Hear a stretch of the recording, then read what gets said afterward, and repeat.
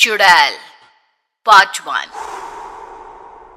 ऊंची ऊंची पहाड़ियों और घने जंगल से घिरा हुआ भैरवगढ़ गांव काली पहाड़ी के ठीक पीछे था। काली पहाड़ी यानी मौत का घर। भैरवगढ़ गांव तक पहुंचने का रास्ता बेहद दुर्गम था। लगभग 24 घंटे घने तूफान और तेज हवाओं की वजह से वहां के वीराने माहौल की कहानियां लोगों के दिलों को दहला देती थी। ऐसे बहुत कम लोग थे जो भैरवगढ़ गांव तक जाने की हिम्मत करते थे। लोगों का कहना था कि इस गांव के आसपास बुरी आत्माओं का साया मंडराता है। गांव के रहने वाले लोगों ने वैसे तो अपनी आंखों से किसी बुरी आत्मा या साये को नहीं देखा था, लेकिन गांव का बच्चा बच्चा इस बात को महसूस कर सकता था कि गांव के ऊपर कोई तो खौफनाक साया मंडरा रहा है। और उसकी वजह ये थी कि उस गांव में जैसे ही कोई लड़का 18 साल का होता, उसके 18वें जन्मदिन की रात ठीक 12 बजे अकस्मात उसकी मौत हो जाती। हर बार ये मौतें बड़े ही रहस्यमयी ढंग से होती और इस बार सरपंच सुमेर के बेटे को 18 साल होने में अब बस 15 दिन बाकी थे। अजी सुनते हैं, हमारा बेटा भी कुछ दिन बाद 18 साल का हो जाएगा। कहीं वो डायन उसे भी खा गई तो? कैसी बातें कर रही हो? जब वो इस गांव में ही नहीं है तो कोई भी डायन या बुरा साया उसका कैसे कुछ बिगाड़ सकता है? उसे कुछ नहीं होगा। हाँ जानती हूँ, आपने उसे पढ़ाई के बहाने इस गांव से बाहर निकाल शहर भेज दिया है, लेकिन ये भी तो सच है ना कि वो बार बार यहाँ आने की जिद करता रहता है। वो चाहे कितनी भी जिद कर ले जानकी, पर मैं उसे इस गांव में कभी वापस नहीं आने दूंगा। मैं नहीं चाहता कि गांव के दूसरे लड़कों की तरह मेरे बेटे की भी अजीबोगरीब ढंग से मौत हो जाए। कभी कभी तो लगता है कि हम सब गांव वालों को हिम्मत करके अपने गांव को इस बुरी आत्मा से छुड़वा लेना चाहिए। लेकिन कौन जानता है आखिर वो खतरनाक साया किसका है? वो काली आत्मा कौन है जो रातों रात हमारे गांव के लड़कों को निगल जाती है? सुमेर और जानकी जब ये सारी बातें कर रहे थे तब रात के लगभग 10 बज चुके थे और हर रात की तरह भैरवगढ़ गांव एक भयानक काले तूफान की आगोश में था। बाहर चल रही तेज हवाएं और बारिश के बीच कभी कभी ऐसा लगता जैसे कोई बुरी तरह से चीख रहा है। किसी के तड़पने और चीखने की आवाजें गांव के कानों में बार बार टकराती, पर वहां रहने वाले किसी भी औरत या आदमी के अंदर इतना साहस नहीं था कि वो अपने घर से बाहर कदम रख के उन आवाजों तक पहुंच सके। सो जाओ जानकी और घर के खिड़की दरवाजे कसकर बंद कर दो। अब जानकी सब खिड़कियां ठीक से बंद करने ही लगती है कि तभी उसे अपने घर के दरवाजे पर जोर जोर से खटखटाने की आवाजें सुनाई देती है। इन आवाजों को सुनकर जानकी और सुमेर के चेहरे डर से पीले और हाथ पैर ठंडे पड़ जाते हैं। जानकी, जानकी, इतनी रात कौन होगा? पता नहीं, ऐसा लग रहा है कोई बुरी तरह से दरवाजा खटखटा रहा है। अरे हाँ, पर किसी की आवाज भी तो नहीं आ रही। क्या करूं? दरवाजा खोल लूं या नहीं? कहीं ऐसा ना हो कि किसी को हमारी मदद की जरूरत हो। लड़खड़ाते कदमों से सुमेर दरवाजे के करीब जाता है और अपने कान को दरवाजे पर रख धीरे से आवाज देते हुए पूछता है, कौन कौन है? कौन है वहां? तभी एक बेहद डराने वाली आवाज उसके कानों से टकराती है। दरवाजा खोलो, दरवाजा खोलो, वरना आज की रात इस गांव में कोई जिंदा नहीं बचेगा। मैं जानती हूँ तुम्हारा बेटा 18 साल का होने वाला है।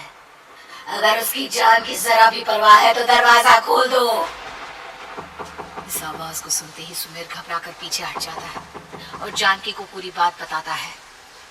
कहीं वो डायन हमारे घर तक तो नहीं पहुंच गई? अब हम क्या करेंगे? मुझे दरवाजा खोलना ही होगा जानकी। मेरे पास अब कोई रास्ता नहीं है। इतना कहकर सुमेर डर से अपनी दोनों आंखें कसकर बंद करता है और कांपते हाथों के साथ झटके से दरवाजा खोल देता है। तभी किसी के जोर से हंसने की आवाज सुमेर और जानकी को सुनाई देती है। उस आवाज को सुन दोनों दरवाजे की तरफ देखते हैं और सामने अपने बेटे राहुल को खड़ा देख दंग रह जाते हैं। राहुल के हाथ में उसका मोबाइल होता है जिसमें से वो आवाज बज रही थी। ये क्या मजाक है? और तू यहाँ, तुझे मना किया था ना गांव में आने को, समझ में नहीं आता क्या? 18 साल का होने वाला है तू। माँ, आप लोग भी पता नहीं किन अंधविश्वास भरी बातों पर भरोसा करते हैं। क्या क्या मैं अपने घर नहीं आ सकता? आप लोगों से नहीं मिल सकता? देख बेटा, हमने तुझे किसी वजह से ही इस गांव से दूर रखा था और यहाँ आकर तूने अच्छा नहीं किया। चल चल चल, मैं तुझे अभी के अभी वापस शहर छोड़कर आता हूँ। ओफो पापा, आप बेकार की बातों से परेशान हो रहे हैं। बाहर इतना तेज अंधड़ तूफान चल रहा है, कहीं जाने की जरूरत नहीं है। मैं बस आप लोगों से मिलने आया हूँ, कुछ दिन रहकर चला जाऊंगा। दिमाग खराब हो गया है इस लड़के का, नहीं जानता कि इस गांव में ये सुरक्षित नहीं है। किसने कहा था तुझे यहाँ आने को? ये आवाजें सुन, बाहर से जो आवाजें आ रही है तुझे सुनाई नहीं देती क्या? अरे माँ, जब जोर से तूफान चलता है, तेज हवाएं चलती हैं, तो इसी तरह की आवाजें आती हैं। ये बहुत नॉर्मल है माँ। नॉर्मल होगी तेरे लिए बेटा। 4 दिन शहर में पढ़कर आया है तो अपने माँ बाप की बात नहीं मान सकता। माँ, मुझे अभी बहुत जोरों से भूख लगी है, पहले कुछ खिला दो, और रात भी बहुत हो गई है। हम इस बारे में कल बात करते हैं, ठीक है? राहुल के वापस आ जाने से जानकी और सुमेर की आंखों की नींद उड़ गई थी। खाना खाने के बाद राहुल तो अपने बिस्तर पर जाकर सो गया, लेकिन जानकी और सुमेर पूरी रात उसके कमरे के बाहर पहरेदारी करते रहे। उन्हें पल पल इसी बात का डर था कि कहीं उनके बेटे को कुछ हो ना जाए। रात बीतती है, सुबह का सूरज निकलता है। अब जैसे ही वो राहुल को नींद से जागते देखते हैं तो उन दोनों के दिल को सुकून मिलता है। अरे माँ, पापा, आप अभी तक यहीं बैठे हैं? क्या पूरी रात सोए नहीं? जिनकी जवान बेटी की जान को खतरा हो, उन माँ बाप को नींद नहीं आती बेटा। बेटा, अब तो वापस शहर चला जा। देखो माँ, मैं किसी जरूरी काम से इस गांव में आया हूँ, और वो काम पूरा होने के बाद मैं खुद यहाँ से चला जाऊंगा। काम? गांव में तेरा क्या काम है? पापा, मैं बचपन से ही इस गांव के बारे में बेहद डरावने किस्से सुनते आया हूँ, इसीलिए अब मैं उन्हीं किस्सों के ऊपर डॉक्यूमेंट्री फिल्म बनाऊंगा। रिसर्च करना चाहता हूँ कि आखिर सच्चाई है क्या। हे भगवान, लो जी, सुन लिया, और भेजो इसे पढ़ने के लिए शहर। मैंने आपसे पहले ही कहा था, मेरी बहन के पास दूसरे गांव भेज दो। ना ये शहर जाता और ना उल जुलूल की बात इसके दिमाग में आती। जानकी और सुमेर राहुल को समझाने की बहुत कोशिश करते हैं, पर वो किसी की बात नहीं सुनता और अपना कैमरा लेकर गांव के पास वाली काली पहाड़ी की तरफ निकल जाता है। अब राहुल जैसे ही काली पहाड़ी पर पहुंचता है, उसकी नजर पहाड़ी के ठीक बीचों बीच बनी एक पुरानी झोपड़ी पर पड़ती है।